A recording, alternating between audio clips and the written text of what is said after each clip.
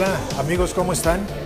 Soy Isauro Blanco y les invito a una sesión que tendremos acerca del impacto de las habilidades en el rendimiento escolar. Es un tema fundamental porque a fin de cuentas los resultados dependen de cómo se encuentran los prerequisitos intelectuales para garantizar el aprendizaje.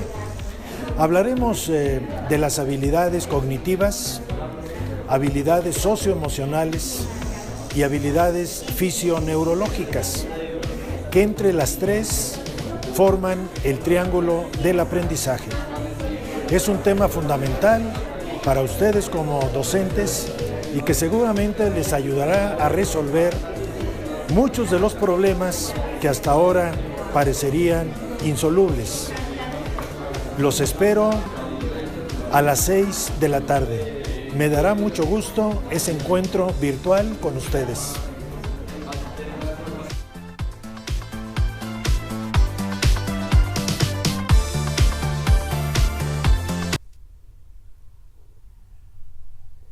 Hola amigos de Santillana, muy buenas tardes, bienvenidos una vez más a nuestros foros virtuales de Santillana Plus. Les damos la bienvenida a este espacio virtual, hoy en compañía de un invitado muy especial y muy querido por nuestros docentes. Se trata de Isauro Blanco, el sabio Isauro, como le dicen algunos. Para nosotros es un honor tenerlo hoy aquí en nuestros canales digitales. Isauro, bienvenido a tu casa, bienvenido a Santillana.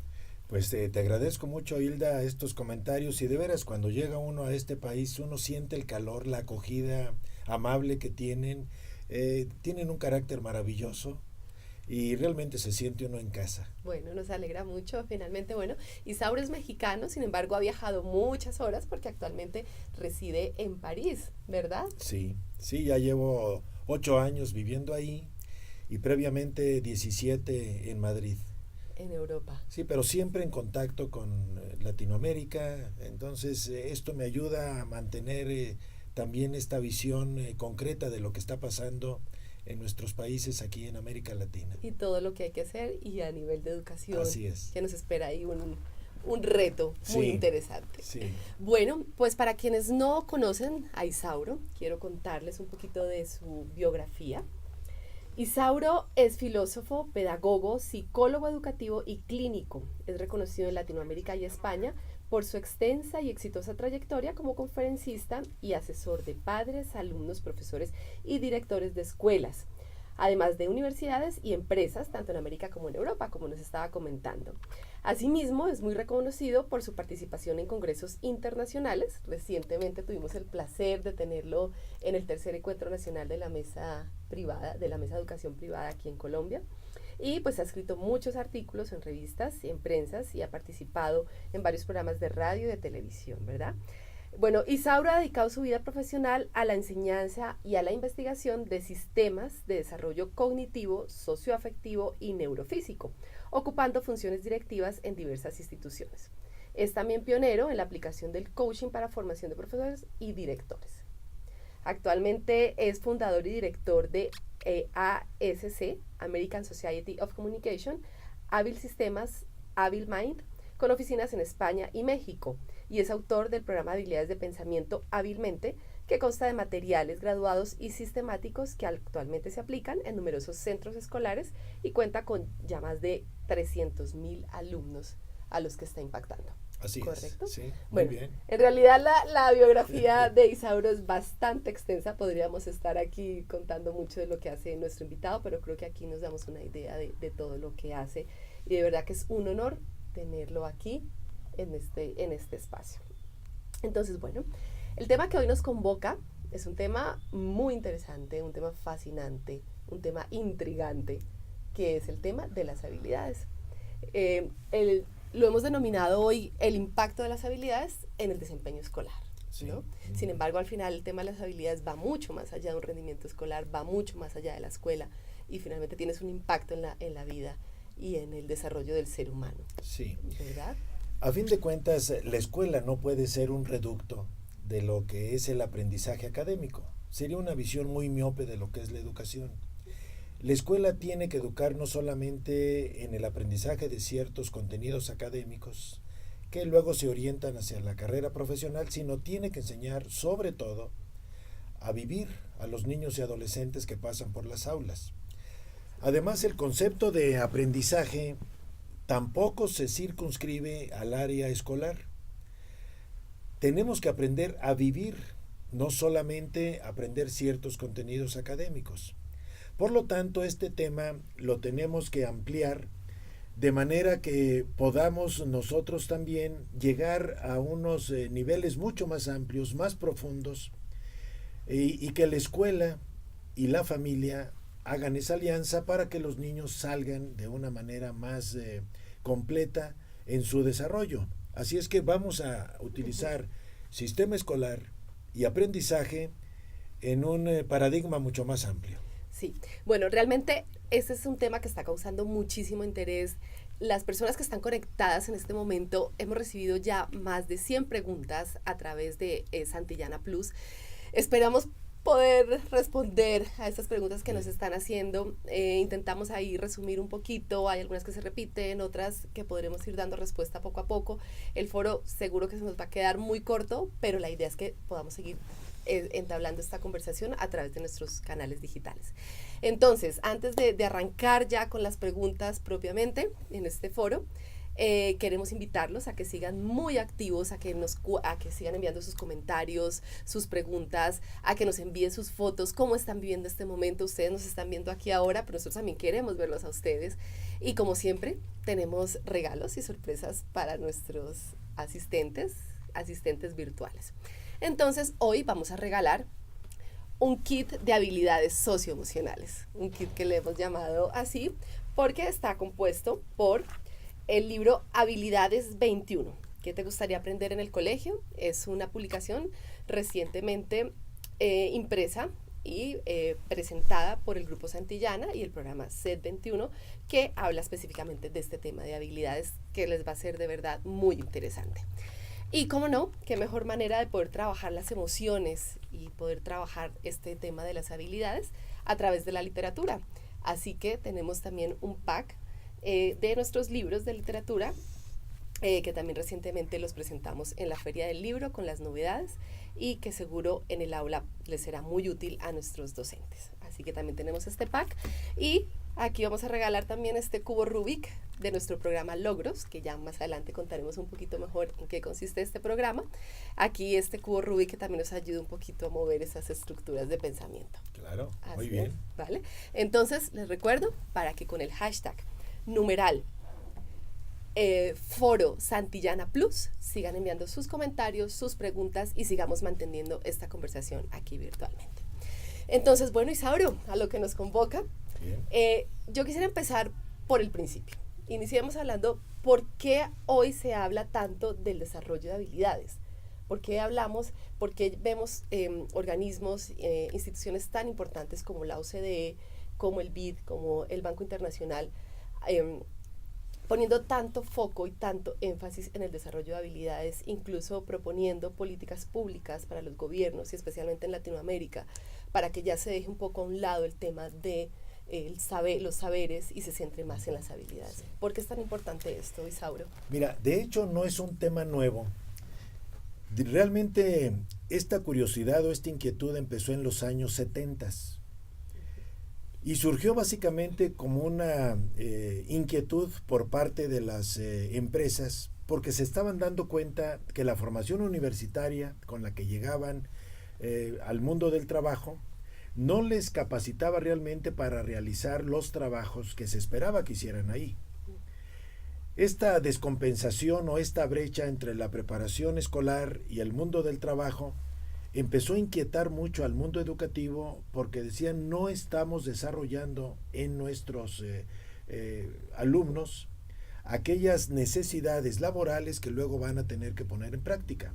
Y lógicamente empezó en esa década de los 70 a ver este cambio que de alguna manera luego se adormeció un poco y últimamente se está despertando mucho, porque lógicamente estamos llegando al punto en que el conocimiento académico, teórico, abstracto, no es necesariamente o por lo menos únicamente el que va a llevar a cabo los resultados que se esperan cuando ya son adultos.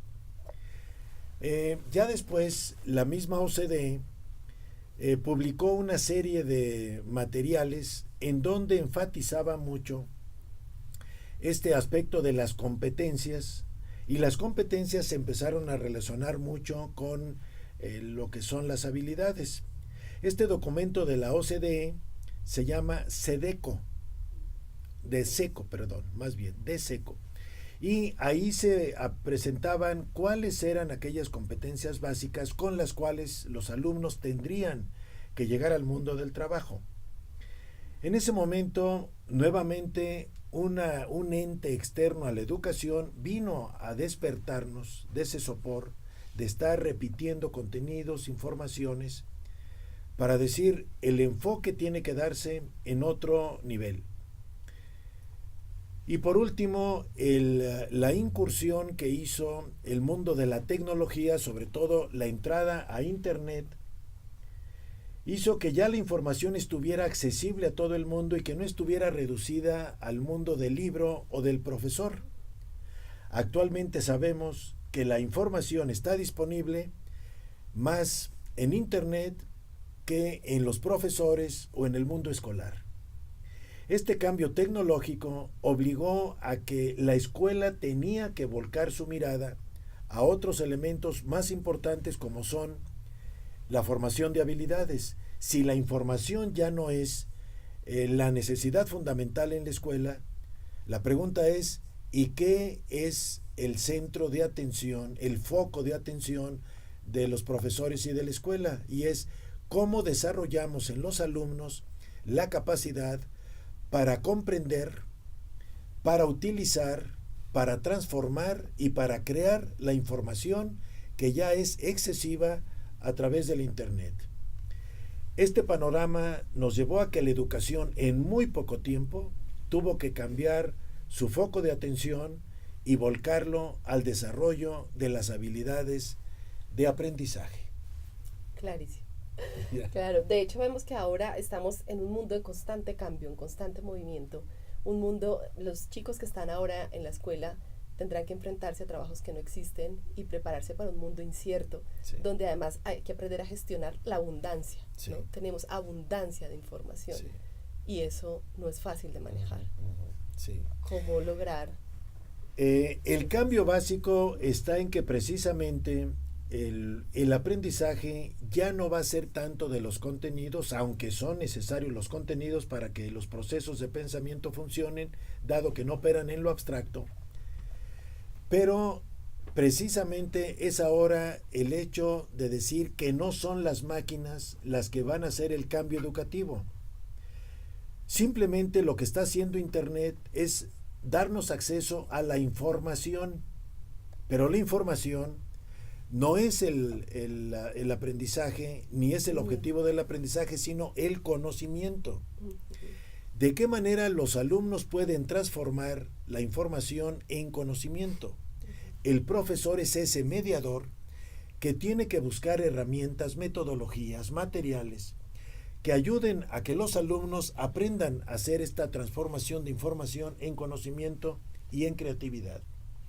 Lógicamente esto implica que los profesores y los sistemas escolares tienen que transformar sus objetivos centrales.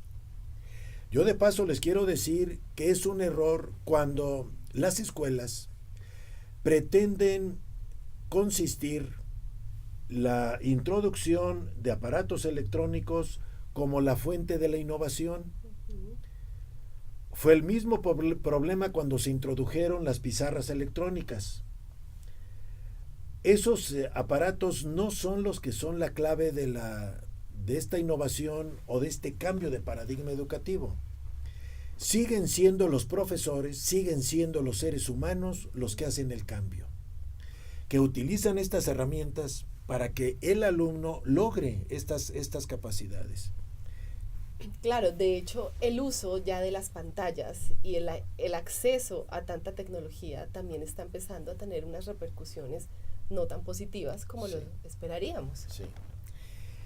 En una de mis obras que se llama Mindware, Yo dedico un capítulo para decir qué está haciendo Internet con nuestros cerebros.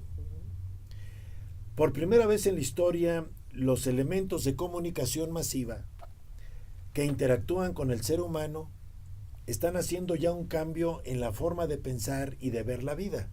Porque anteriormente la radio, la televisión no propiciaban una interacción.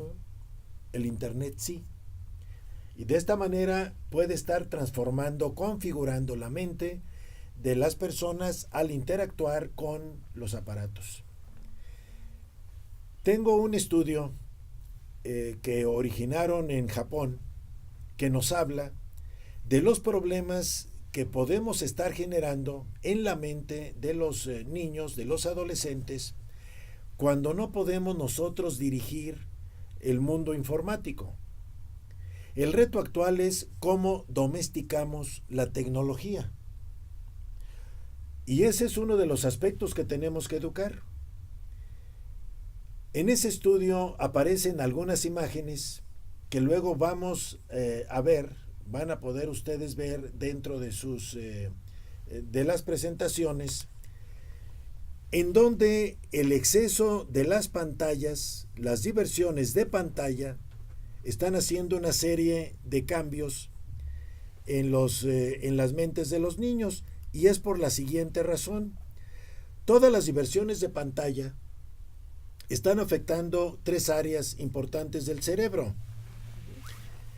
Por un lado, el hipotálamo, que lo ven en las imágenes, es el encargado de dar las respuestas emocionales a todos los estímulos que encontramos, pero cuando se sobreestimula por la cantidad de activos que hay en el ambiente, provoca desórdenes de humor, y vemos niños que a veces parecen bipolares o personas que están alteradas y cambian mucho de una emoción a la otra.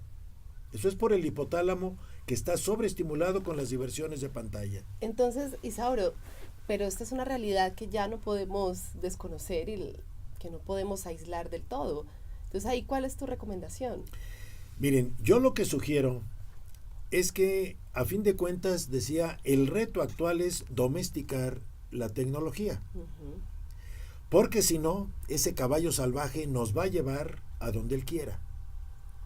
¿Qué es lo que sugiero? A veces puede parecerles radical lo que voy a decir, pero he visto demasiados casos ya de lo que está sucediendo en estos terrenos, y es por lo que les digo, miren, antes de los 6 años de edad, el niño prácticamente no debería tener acceso a tantas pantallas de diversión. Y a esto me refiero los móviles, tablets, televisión y videojuegos. El niño en esa edad, de 0 a 6 años, lo que necesita es que el cuerpo se mueva, que el cerebro empiece a coordinar los músculos del cuerpo, porque una vez que el cerebro aprende a coordinar los músculos, después coordinará emociones y pensamientos, que es el aprendizaje. O sea, que puede ser que si hay un exceso de pantallas en esa edad, ¿puede empezar también a atrofiarse el movimiento o la parte psicomotora? Lógicamente, el niño necesita moverse y depende del ejercicio. Pensemos qué hacía la humanidad antes de la televisión y de las diversiones de pantalla. ¿Qué hacían los niños? ¿Se aburrían porque no había tabletas? Es más, les aseguro que los padres que están viendo, o los profesores que son padres, no tuvieron tabletas, ni móviles, ni internet quizá, porque eso empezó en el año 95 en adelante. ¿Se aburrían? ¿Estaban ustedes angustiados de qué hacían con su tiempo? El ser humano no se aburre, busca cómo resolver esa situación y se mueve, juega, trepa, salta, utiliza pelotas, y eso es lo que estaba generando una situación mejor que lo que estamos encontrando ahora. El número de niños con déficit de atención está creciendo. Y básicamente es porque los centros de atención están conectados o relacionados con los centros del equilibrio del movimiento. Entonces, si el niño no se mueve, aparte de que atrofia esta capacidad de que el cerebro controle músculos, y luego ideas y pensamientos, al mismo tiempo la atención va a bajar. Y esa es la queja que están encontrando los profesores. Cuando yo me dedico a trabajar con los maestros en las formaciones, yo les pregunto, aquellos que tienen 10 años o más de estar enseñando, ¿ven diferencia entre los niños de ahora y hace 10 años? Y no hay un profesor que no me diga que hay unas diferencias radicales. Y entre las que mencionan es la dificultad para que un alumno pueda trabajar de manera continuada en un trabajo intelectual. Quiere decir, hemos atrofiado o estamos atrofiando si no cuidamos esa capacidad de atención, de concentración, y aquí estamos viendo también del control emocional. Pues este es un tema bastante preocupante, Sí. ¿no? Sobre todo lo que nos compete a los padres. Claro. Porque quiere decir que estamos, lo estamos haciendo bien, Sí. o no lo estamos haciendo tan bien. Hay errores. Nos ha resultado muy fácil utilizar el móvil, dárselo a los niños o una tablet, pero en el fondo lo que le estamos diciendo al niño es, déjame en paz, ten esto para que no te muevas y no me generes problemas y yo pueda hacer otras cosas. En todos los casos, por ejemplo, si el niño interactúa con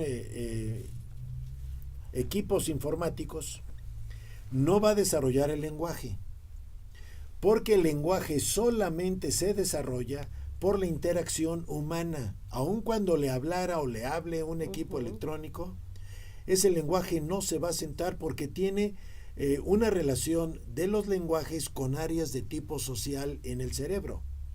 Y es por eso que, lógicamente, las escuelas tienen como una obligación importante el educar a los padres, el hacerles llegar esta información que es profesional, que no está hablando de teorías o de hipótesis, sino de hechos, porque estamos hablando ya de que la ciencia, de la neurología, está diciéndonos cómo funciona el cerebro ante ciertos estímulos. No podemos ignorar esa información que es totalmente fiable, que es completa y que no nos deja muchas alternativas a interpretaciones, porque no es una hipótesis.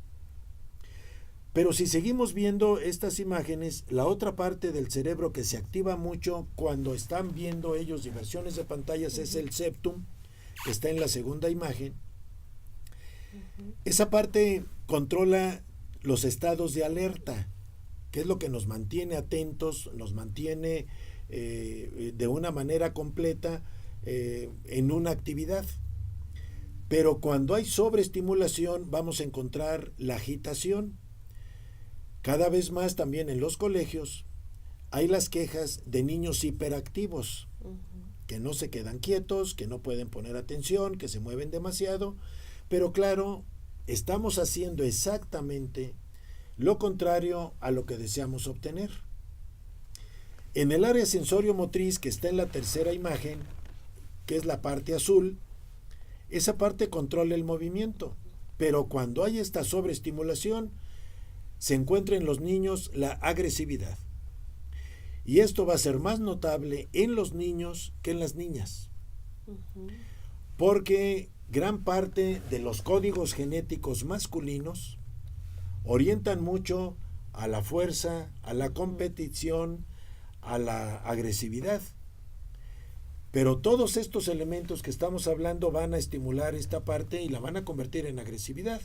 Por eso ahora tenemos tantos problemas del bullying, porque no estamos canalizando la agresividad, sino que al revés, la estamos alimentando, le estamos dando pábulo para que crezca a través de tantas diversiones de pantalla. Ya no se diga si además esas diversiones de pantalla contienen elementos de agresividad, que muchos de los videojuegos son agresivos. Y la tercera es la corteza visual, que es la parte verde de la tercera imagen, que es la que controla la visión. Esa se sobreestimula porque todo es visual. ¿Qué es lo que propicia? Que hay una estrechez perceptiva. En las escuelas están teniendo más problemas para que el alumno reflexione, para que procese información auditiva, y todo lo quieren ver con imágenes.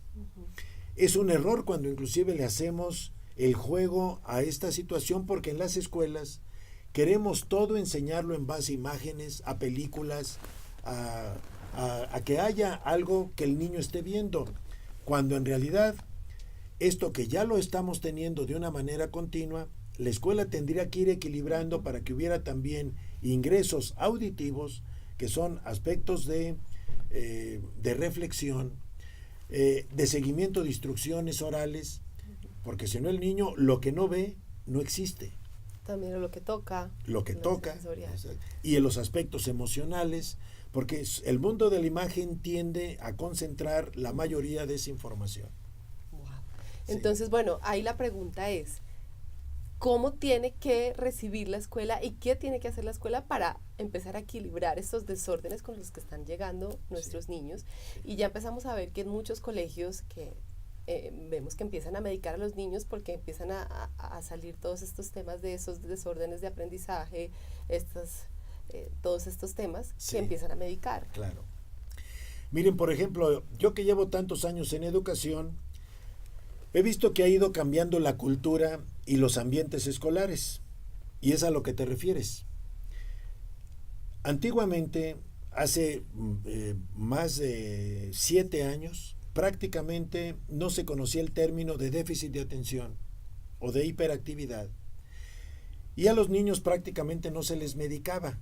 Actualmente apenas un niño se mueve un poco más de la cuenta y se considera que está enfermo, cuando en realidad es algo que nosotros sin querer, obviamente, pero por inconsciencia profesional se lo estamos propiciando, y luego lo vemos ya como enfermedad y le dan un depresivo del sistema nervioso del niño, como es el Concerta, como es el Ritalin, el Tegretol, el Meyeril, que eso lo que hace es un depresivo del sistema nervioso. Pero ¿cómo no va a estar el niño así si la estimulación es excesiva? Y claro, luego vemos los efectos en ese sistema nervioso del niño que es tan frágil, que es tan vulnerable, y yo lo ataco con tantos estímulos, pues lógicamente se desequilibra el sistema nervioso del niño y voy a ver los síntomas después. Y luego quiero medicamento para que otra vez regrese a un estado normal, cuando en realidad es que nosotros, si somos más conscientes y vamos limitando, vamos domesticando a las nuevas tecnologías, el niño funcionaría mejor. Vemos a los niños que muchas veces duermen pero no descansan, tienen sueños agitados, porque lógicamente esta alteración del sistema nervioso se sigue acumulando. Llegan a la adolescencia y después de varios años de estas alteraciones, estos adolescentes están incontrolables, ellos mismos no saben qué les pasa, sienten que se les sale de las manos el control de su vida y entran a los químicos que luego les ayudan a tranquilizarse. Por ejemplo, muchos adolescentes inician el consumo de la marihuana porque la marihuana es un tranquilizante de estos elementos, pero están generando el siguiente problema. Yo ya no tengo forma de que mi propio cuerpo genere la tranquilidad y voy a depender de un tranquilizante externo. Llegan a ser adultos y son personas que no pueden dormir si no tienen un Valium, no pueden estar tranquilos si no consumen un Prozac o medicamentos mayores. Todos los ansiolíticos se están convirtiendo en una mina de oro para las compañías farmacéuticas. ¿Por qué tenemos tanto ansiolítico? Porque estamos exageradamente estimulados, no descansamos, no estamos en paz, y nuevamente queremos que los químicos externos nos ayuden a que nuestra química interior se pueda equilibrar. Un error tras error. No, tremendo. Los profesionales de la educación, que son los profesores, tienen que saber estos elementos. Hace poco en la revista de Ruta Maestra,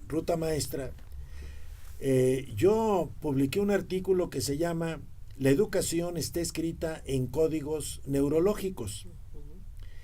Quiero decirles que actualmente un profesional de la educación que no se familiariza con la neuropsicología y no la utiliza, se está quedando atrás. Los retos que estamos encontrando con estos niños y adolescentes que vienen de estos ambientes, nos están presentando retos nuevos, son demonios nuevos que no tenemos las herramientas antiguas que puedan solucionarlas.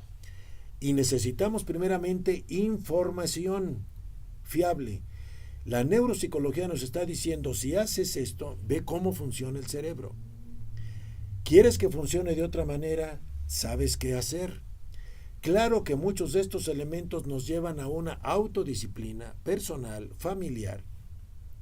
Y por eso les decía, a los niños antes de los 6 años, prácticamente no conviene que les den acceso a estos elementos informáticos. De los 7 a los 13, la diversión de pantallas tendría que limitarse a 1 hora al día. Y cada vez que se va aumentando esta dosis, corremos el riesgo de que tenga estas posibilidades de problemas que se he explicado anteriormente. Y que luego vamos a decir, ¿y cómo lo revierto? Exacto, exacto. Esa es la pregunta que nos están haciendo por nuestras redes, por nuestros canales. Sí. Bueno, entonces, yo como profesor, si recibo ya un niño sobreestimulado, que ya viene con algunos estos problemas de casa, ¿qué debo hacer? Sí. Miren, yo sugiero que en las clases generemos un clima de paz y de tranquilidad. Muchas escuelas en el mundo están implantando yoga, donde el niño hacen que tenga contacto con su núcleo íntimo, con su cuerpo, con su mente, para que de ahí saque la paz, la tranquilidad necesaria. Está muy en boga ahora en las escuelas lo que se llama el mindfulness. También se sugiere.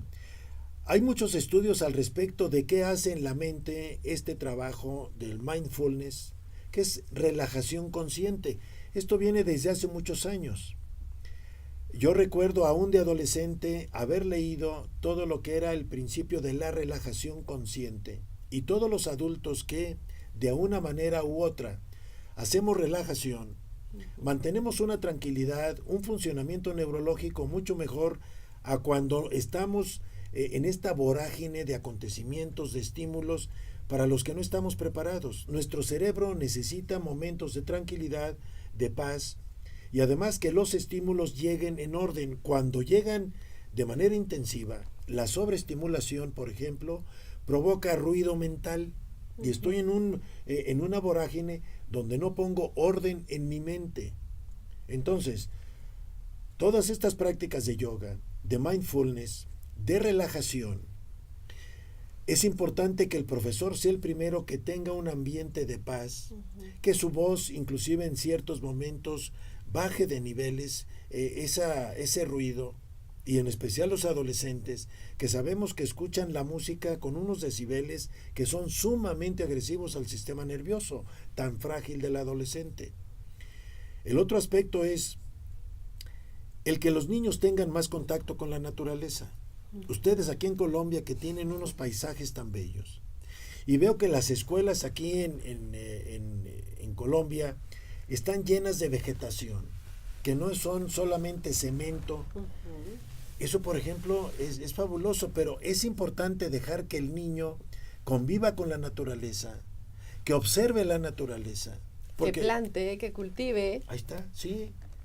Que a veces cuide mascotas, de manera que se dé cuenta que una mascota no soporta esta sobreestimulación a la que a veces nosotros estamos acostumbrados, y a veces eso tranquiliza. Pero implica sobre todo que las escuelas tienen que hacer una alianza con las familias, educar a los padres, porque si nosotros somos los profesionales de la educación, incluye que todo el entorno que rodea a un niño me compete. Tengo que educarlo, porque ese niño está recibiendo diferentes influencias, y yo tengo que contar a que la familia, si no la educo, se convierte en parte del problema.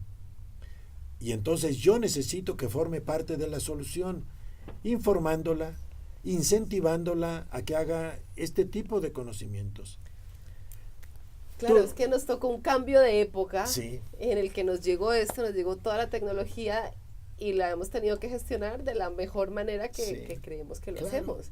Pero sí es cierto que los padres muchas veces pues obramos de la mejor manera, de la manera más intuitiva, pensando que se hace lo correcto. Bien. Ahora, te iba a comentar, ahora que veníamos en el taxi para acá, que veníamos comentando estos temas, ya cuando llegamos al estudio donde estamos grabando este programa, el taxi nos dijo, oigan, ¿y qué hago con mi hijo de 10 años? ¿qué hago con mi hijo de 10 años? Y era una persona que estaba escuchando nuestra charla. Sí, no nos habíamos percatado de nada. El señor iba completamente conectado a lo que veníamos haciendo, quizás hasta dio vueltas de más para decir quiero acabar el tema. Yo sí creo, yo creo que llegamos un poco más tarde de lo esperado. Porque a fin de cuentas, yo sí percibo que los padres tienen hambre de conocimiento, pero al mismo tiempo de sugerencias. Y estamos en un momento en que yo veo en las familias como que está habiendo un retorno a los orígenes. Sí hubo una época en que algunos padres estaban desconectados, estaban muy volcados en el trabajo quizá o en la realización personal, pero yo cada vez veo más en los padres jóvenes este interés para decir la verdadera herencia que le voy a dejar a mi hijo. Se la voy a dejar en su mente y en su corazón. ¿Qué hago? Lo de menos va a ser si le dejo una cuenta en el banco o un terreno o un negocio. Eso, si no le dejo bien formada su cabeza, va a acabar en nada después, todo lo que le deje de material.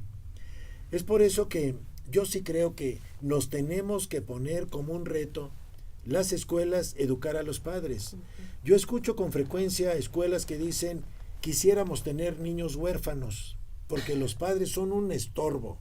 Sí. Son un problema. O no quiero que entren los padres aquí porque nos ponen trabas para lo que queremos hacer. Sí. No podemos educar a los niños sin los padres. Seamos conscientes. Es la ley de la vida, es el diseño natural humano. Por lo tanto, tenemos que educarlos para que logremos este cambio tan importante en lo que es el aprendizaje, ¿no? Sí, de hecho aquí nos están pidiendo que podamos tener un foro específico para papás. Bien. Así que desde ya la invitación a Isauro para que podamos tener un foro en el que le hablemos a los padres, en el que podamos dar estrategias, sugerencias, claves más específicas, un poco de esta crianza, ¿no? Sí. De lo que es la crianza en esta época que nos ha tocado con la tecnología y que no estábamos preparados para esto. Sí, porque a fin de cuentas la inteligencia con la que formamos nosotros las habilidades intelectuales no es una isla.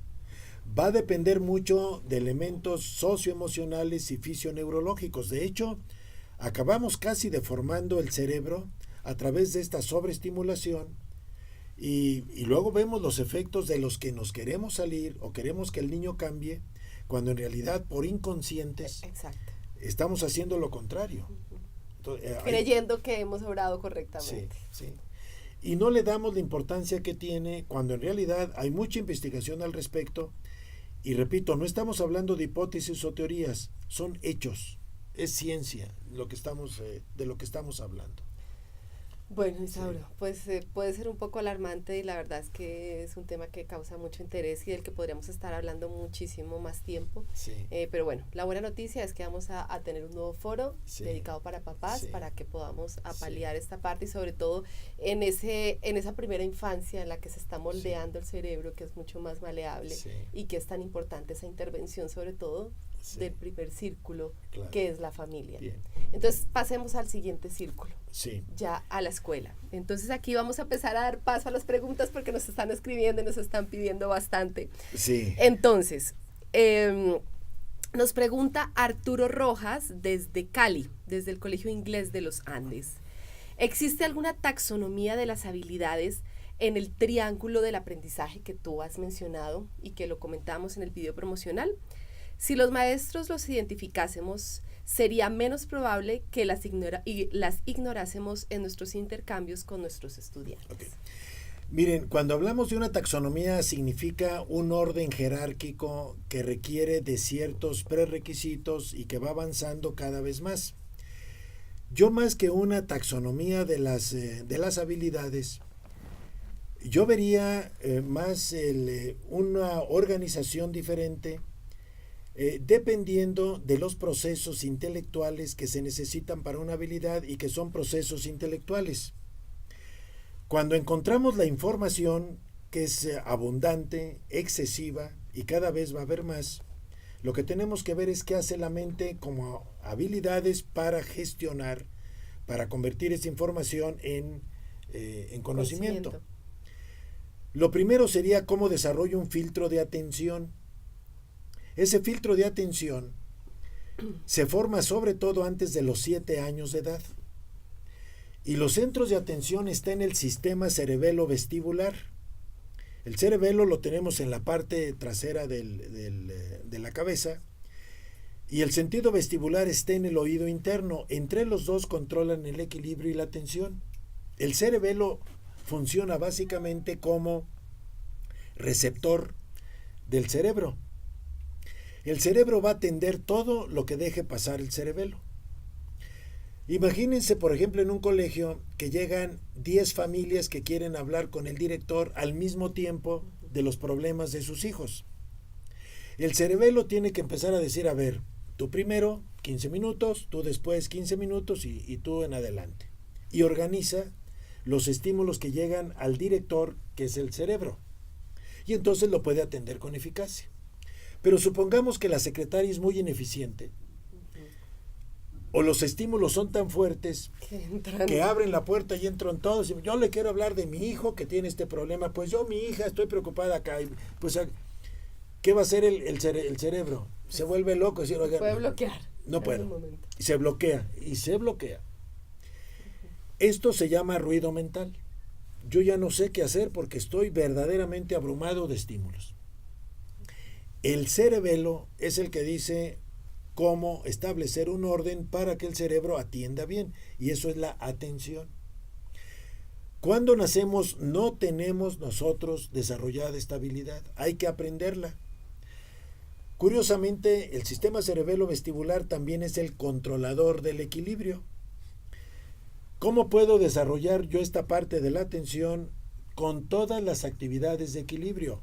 O sea, cada vez que al niño le pongo juegos de patines, de patinete, de bicicleta, subir, trepar, escalar, y todo lo que es el movimiento en general, ayuda a que esa parte, el cerebelo, aprenda a hacer su función, porque cuando yo hago ese tipo de actividades no puedo hacer más que una. Piensen, por ejemplo, si yo estoy jugando ping pong, tengo que tener tal atención a dónde va la pelotita. Y coordinación, que no puedo pensar en otra cosa. Oye, hice aquello, ¿cómo está? Porque separa la actividad. No lo podrías desarrollar. No lo puedes hacer. Entre los 0 y los 7 años, este aprendizaje, por ejemplo, es fundamental. Y es el primer paso. Si pudiéramos hablar de taxonomía, que no es el caso, es cómo lo vamos a desarrollar. En segundo lugar, es cómo desarrollo la captación de la información. Y esa captación de información viene dada básicamente por el ingreso visual y por el ingreso auditivo, que en la escuela es lo que más abunda.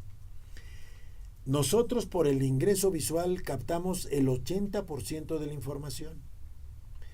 Y hace falta que desarrolle habilidades visuales, porque esas van a repercutir en lectura y en escritura. Pero automáticamente van a afectar también las matemáticas y todo lo que hago a nivel de captación visual, sea y auditiva, sea en forma individual o la copia que hacemos de la pizarra o de cualquier forma que tenemos. Y esa es la captación.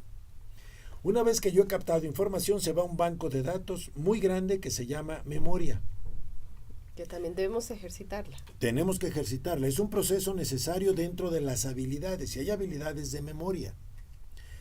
En esa memoria, lo más importante es cómo organizo la información dentro de la memoria, porque la memoria funciona como una enorme biblioteca a la que diariamente llegan muchos volúmenes, y si yo no los alcanzo a organizar bien, llega un momento en que quiero buscar un volumen, un libro, y no lo voy a encontrar nunca, porque no sé dónde está. Es buscar una aguja en un pajar. La memoria no funciona sin la atención, sin la captación y sin ese orden que tenemos que hacer. Para sacar información de la memoria siguen otras habilidades que son la evaluación, donde entra el juicio crítico, el análisis, la toma de decisiones, la formación del criterio, el juicio moral, inclusive la conciencia moral entra en este proceso de evaluación, la toma de decisiones, y esa parte, esas habilidades ahora son más necesarias que nunca. Anteriormente no había falta de desarrollar la evaluación porque ya, por ejemplo, pues nos daba la información verdadera, más estructurada. más estructurada. Las personas decían esto es bueno, esto es malo. Pero actualmente alguien entra a internet y se puede encontrar con una información tan distorsionada, tan negativa, que si yo no tengo evaluación, digo, es que está publicado, sí, pero está mal. Claro, y pensamiento crítico. Hay pensamiento crítico. ¿Cómo formamos la conciencia moral? Necesitamos también esto porque no puedo estarle diciendo siempre al niño, no hagas esto porque es malo, haz esto porque es bueno. Él tiene que decir, a ver, esto que me ofrecen, esto que me dicen es correcto. Vemos a los adolescentes que cometen errores y su respuesta es, todos lo hacen. Oye, pero piensa, esto es razonable, es conveniente. ¿No ves los daños y las consecuencias que te va a traer? Es que no pensé. Es evaluación. Ok, ¿y ahí dónde entra la parte emocional? ¿Y qué papel juegan ahí las emociones y lo que llamamos también Bien. la inteligencia emocional? Yo parto mucho que primero es el pensamiento el que dirige las emociones. Depende qué pienso yo de un evento, de una persona o de una cosa, y según esto es mi emoción. Por ejemplo, hoy comentaba con unas personas que aquí el tráfico es muy pesado. Hay muchísimo tráfico, pero yo le decía, fíjate que me sorprende la calma con la que llevan ustedes estos atascos, este tráfico, ¿no? Sí. Y se me quedaban viendo como diciendo, ¿por qué? Le digo, mira, el tráfico es igual, hicimos en 1 o 2 cuadras 20 minutos. Estaban tranquilos y todo, pero la gente alrededor también. En otras ciudades, con mucho menos tráfico, la gente viene fuera de sí, pitando, insultando y molesto porque, y esa es la misma situación, es el tráfico. La situación es, ¿yo qué pienso del tráfico? Si digo, es terrible, no debe ser, ¿y por qué? Y mira estas personas cómo se meten, y los políticos que no hacen nada para... Y voy poniendo ideas que me van a cargar. Pues claro, la emoción va a ser ira, y va a ser una ira descontrolada. Si yo pienso, mira, es lo que hay, vamos a aprovechar, tenemos tiempo para charlar, a lo mejor hasta puedo aprender un idioma en este trayecto. Es lo mismo, el acontecimiento es el mismo, lo que pienso es lo que hace la diferencia. Entonces, esa es la parte que nosotros tenemos que ver. Les cuento una historia sufi. Había un anciano que tenía un hijo y eran muy pobres y su único medio de subsistencia era un caballo viejo y eran muy pobres. Un día el caballo se fue, lo perdieron y vienen de la aldea a decirle, pobre de ti, qué desgracia. Tenías solo un caballo y te has quedado sin él. ¿Qué vas a hacer? ¡Qué desgracia! El anciano les dijo, ¿y cómo saben que es una desgracia? Al poco tiempo regresa el caballo con una manada de caballos salvajes. Y va el pueblo a decirle, ¡qué fortuna! ¡Qué suerte! Gracias a que se perdió el caballo, ahora tienes más caballos. Y él decía, ¿y cómo saben que es una fortuna? Tiene que domar los caballos el hijo, y al domar un caballo, lo tumba y se rompe una pierna. Y viene otra vez el pueblo. ¡Qué desgracia! ¡Qué barbaridad! Mira, si no hubieran venido estos caballos salvajes, tu hijo no se hubiera roto la pierna. ¿Cómo saben que es una desgracia? Entra la región en guerra con otra región. Él, por estar incapacitado con la pierna rota, no va a la guerra. ¡Qué fortuna! Gracias a que se rompió la pierna, tu hijo se salva de la guerra. ¿Qué es lo que nos dice este hecho? No son los eventos, no son las personas, no son las cosas los que hacen feliz o desgraciada a una persona. Es lo que piensas de ellas. Por lo tanto, cada vez que educamos la inteligencia, cada vez que les enseñamos a pensar, vamos a ir actuando sobre la gestión de las emociones. Porque a fin de cuentas no actúan por separado. Así es que ahí vamos uniendo ya los mundos emocional e intelectual. Bueno, justamente al respecto, Alejandro Camacho Orjuela de Bogotá, del IEM, Instituto Técnico Industrial de Facatativá, nos pregunta, ¿las habilidades socioemocionales y cognitivas están basadas en las inteligencias múltiples o definitivamente nos sirve para desarrollarlas en cualquier contexto de aprendizaje, llámese numérico, artístico, lingüístico o en lo colectivo e individual? ¿O se sesga a una unidad académica específica? Bien. Miren, quiero hacerles una aclaración que si se refieren a las inteligencias múltiples, a las 8 que propone Howard Gardner, quiero decirles que su objetivo no era proponer que hubiera 8 tipos de inteligencia. En un congreso internacional donde estaba él, y era un grupo reducido que estábamos ahí, se le cuestionaba por qué 8 tipos de inteligencia 8. Y no más. Y él dijo, miren, cuando yo escribí este libro, y ahí se celebraban los 25 años de que lo había escrito, dice, mi idea no era proponer un modelo de inteligencias, sino que era el proponer que los test de inteligencia, como el que detectan el IQ, el coeficiente intelectual, no miden todo lo que hace la inteligencia. Por ejemplo, y sacaba 7 que luego fueron 8, no los mide. Pero dice, yo no pretendía proponer esos tipos de inteligencia, sino que hubiera más elementos. Yo a lo que me refiero es que las inteligencias múltiples no son 8 ni 10. Cada inteligencia es como una huella digital, es única, irrepetible. Por lo tanto, a cada niño tenemos que encontrarle cuáles son esas habilidades que lo hacen único e irrepetible. Y ese es un trabajo de avanzada, ya es obra de arte lo que estamos hablando. Qué reto sí. Tan grande el que tiene la escuela sí. De formar sí. a los futuros ciudadanos. Bueno, tenemos aquí muchísimas más preguntas. Bueno, por ejemplo, desde el Gimnasio Moderno El Bosque, ¿cómo se puede motivar e integrar desde la escuela a los padres de familia en el seguimiento y desarrollo, especialmente de las habilidades de concentración, comprensión y atención de los niños? Aquí nos preguntan especialmente de 4º y 5º de primaria, en la primaria. Miren, yo creo que a veces los colegios tenemos que ser más atractivos en cuanto a la forma en que les vamos presentando las formaciones. Yo en general sugiero ciertas intervenciones que son muy útiles y por ejemplo es que hagamos sesiones de tutorías individualizadas, unas 3 al año, con cada familia. Algunas escuelas a veces llaman a los padres cuando los hijos se portan mal. Entonces ya sabe el padre que si tiene una cita a la escuela, es porque algo no funciona. ¿Qué fue lo que hizo mi hijo? ¿Con quién se peleó? ¿O qué rompió? Ya me llamaron.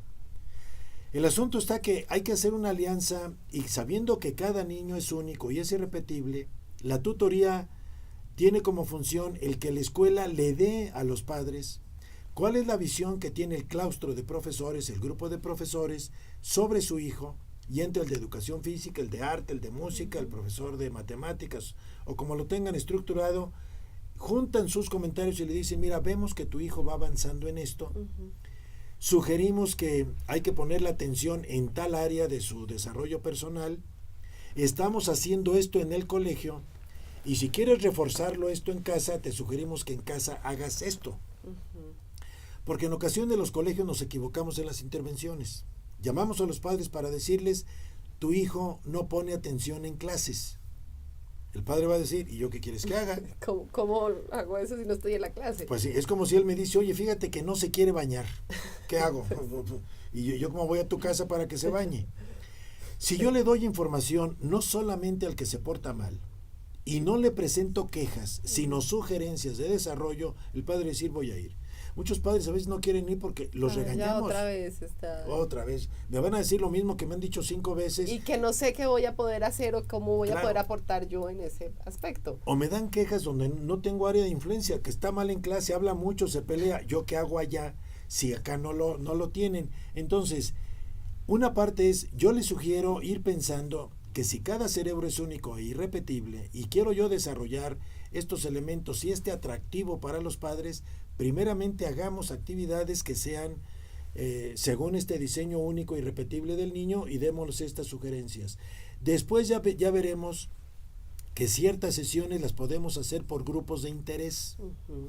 Es muy diferente que les hable a los niños que son de preescolar, que si los junto con los de secundaria no tienen nada que ver.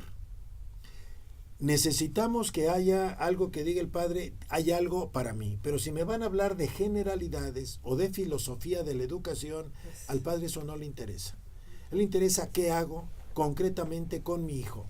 Y cuando ellos encuentran que hay un ofrecimiento real, los padres asisten. La otra situación es que, repito, nos centremos más en la metodología, en los cómo, que en el qué. Muy buena respuesta, Isauro. Yeah. Bueno, aquí también nos están preguntando desde el IED de Antonio Nariño, Blanca Cecilia Reina Muñoz. ¿Cómo potenciar y desarrollar en los estudiantes habilidades cognitivas y socioafectivas para facilitar los aprendizajes? ¿Qué herramientas utilizar para desarrollar dichas habilidades en el aula? Bien. Los alumnos, sobre todo en secundaria, pero ya desde cuarto en adelante, esto se aplica. Los alumnos no van por un interés estrictamente académico. Eso es más de los padres y de los profesores que de los alumnos. Ellos van a la escuela por 4 necesidades. Ellos van a satisfacer 4 necesidades dentro de las cuales no está la pericia o el conocimiento. Las necesidades de un niño o un adolescente son, primero, diversión. ¿Qué niño o qué adolescente no busca diversión?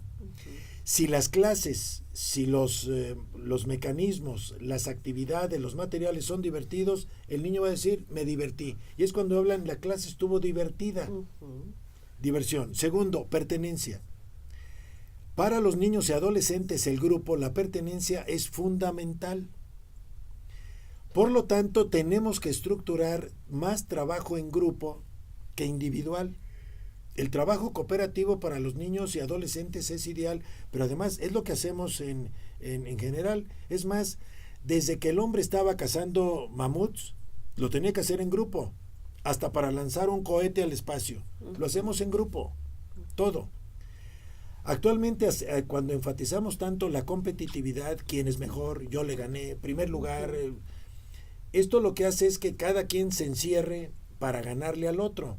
El mundo está más diseñado para que nosotros trabajemos en equipo.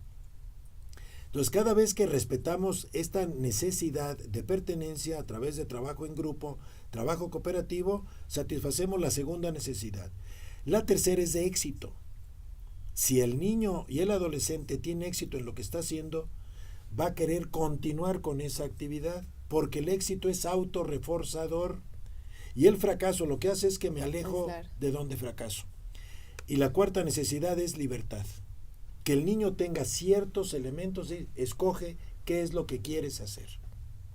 Hay muchos sistemas, los sistemas más avanzados que estoy viendo en el mundo, están con una tendencia a quitar tanto las asignaturas, esa separación, esa fragmentación del aprendizaje, como los niveles.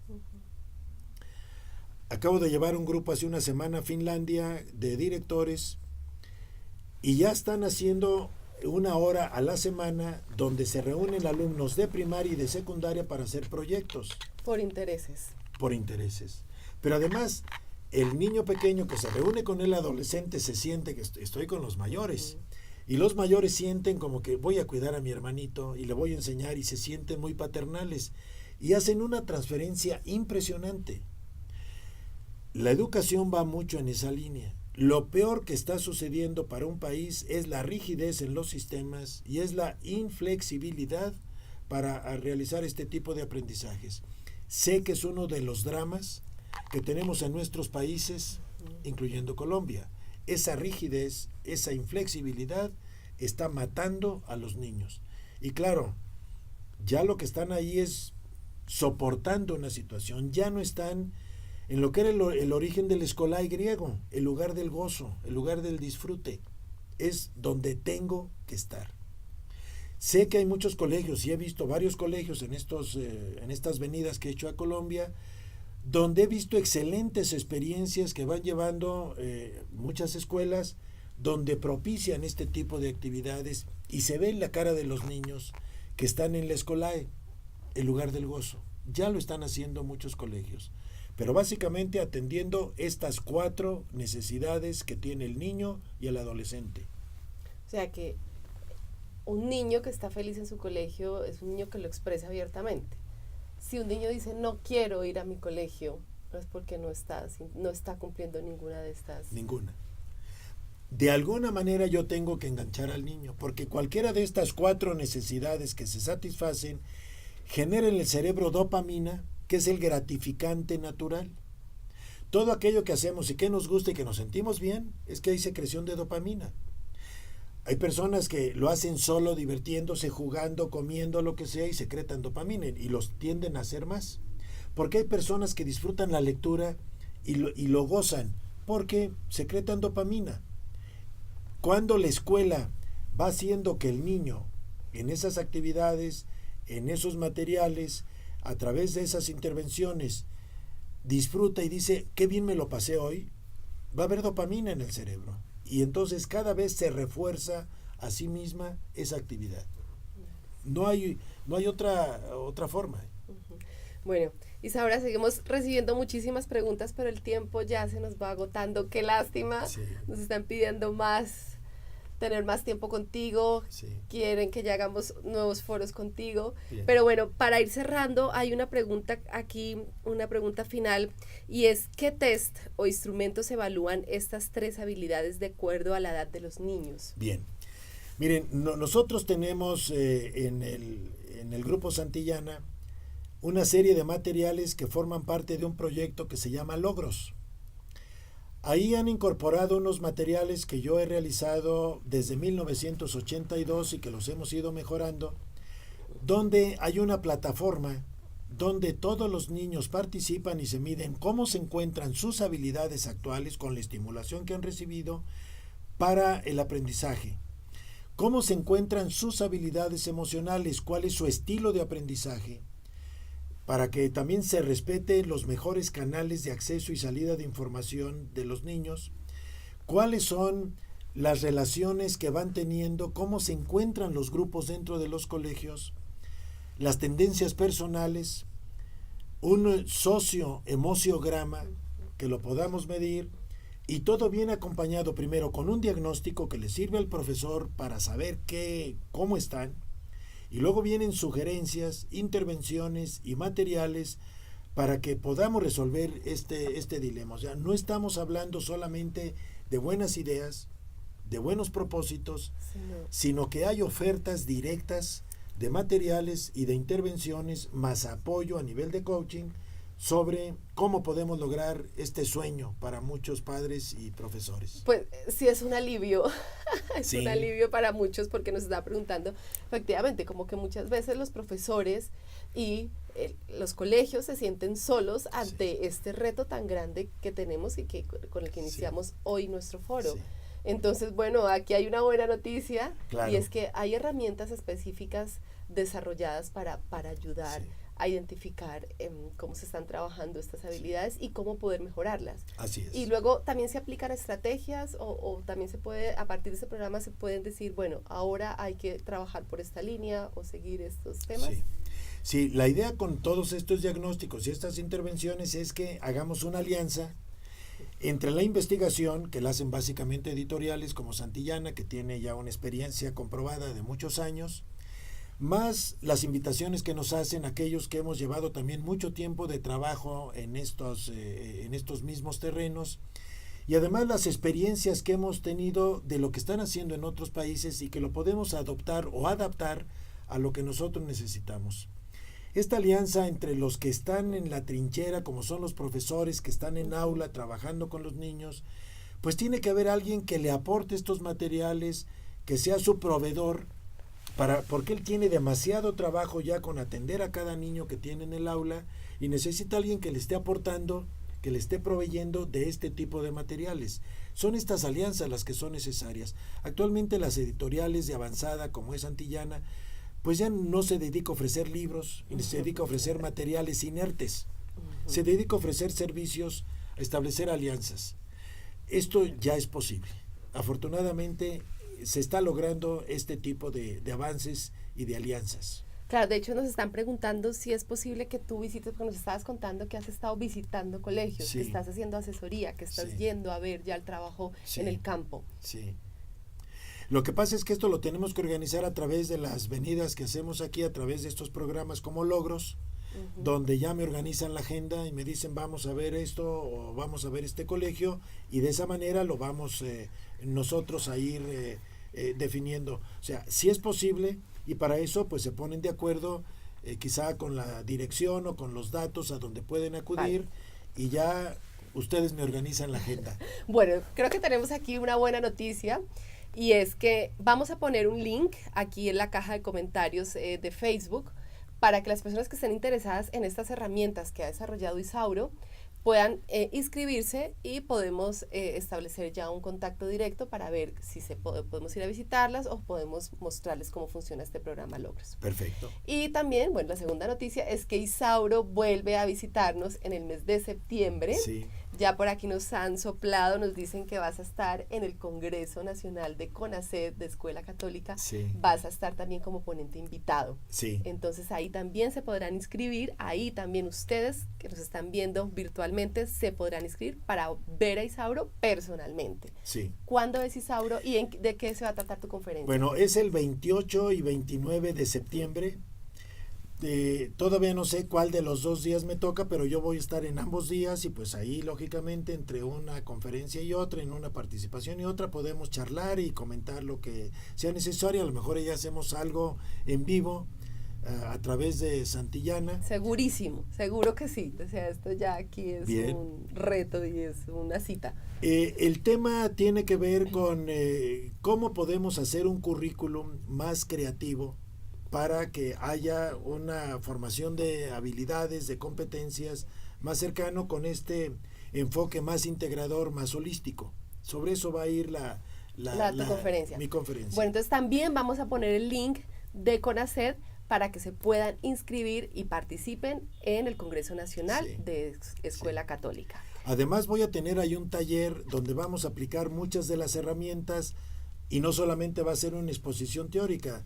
Tengo una conferencia y luego tengo un taller, y ahí los voy a poner a que practiquen, a que vivan lo que hacemos con los niños, que lo vivamos en carne propia.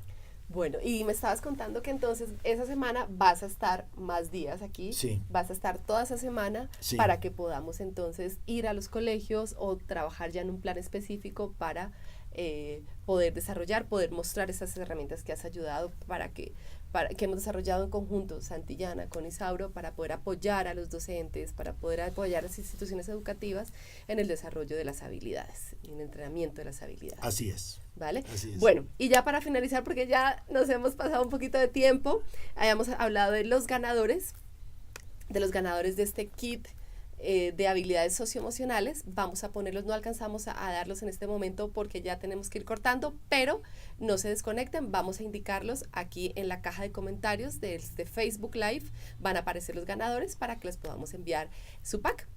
Muchas gracias a todos por haber estado tan pendientes, porque fue un foro de verdad, un foro muy interesante, un foro que nos invita a seguir entablando esta conversación, a seguir preguntando. Seguro que aquí no va a terminar este tema, vamos a seguir hablando y ahondando más.